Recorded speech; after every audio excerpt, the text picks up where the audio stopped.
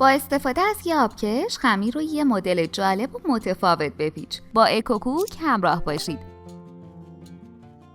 2 عدد پیاز خلالی شده رو تفت بدید. 2 قاشق غذاخوری سس سویا،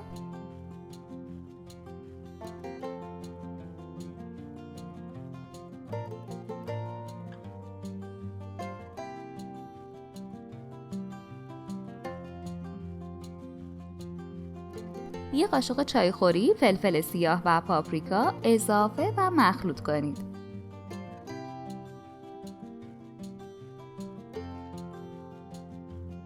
صد گرم کره به دمای محیط رسیده، 200 میلی لیتر روغن مایع، 100 گرم ماست،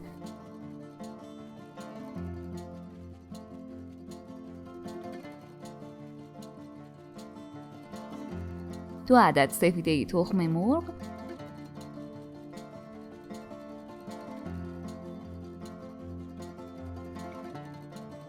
1.5 قاشق غذاخوری سرکه سیب، 1 قاشق چایخوری نمک،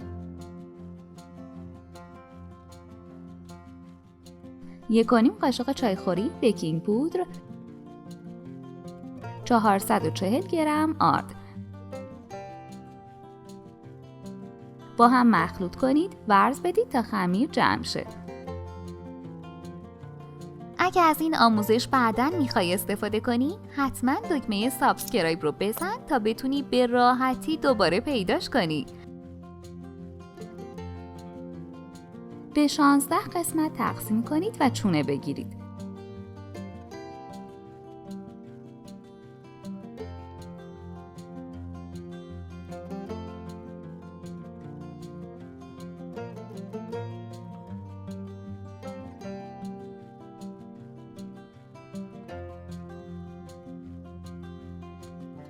هر چونه رو پشت آبکش گرد باز کنید.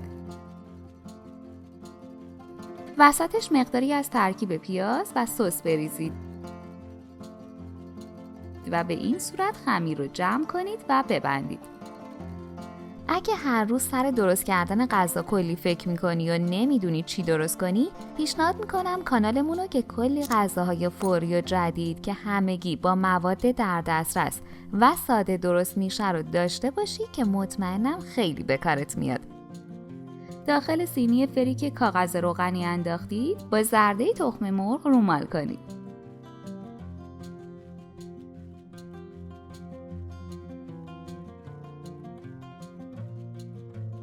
30 دقیقه داخل فر با دمای 190 درجه بذارید. بفرمایید، طعم و بافتش به قدری عالیه که واقعا نمیشه ازش گذشت. نوش جان.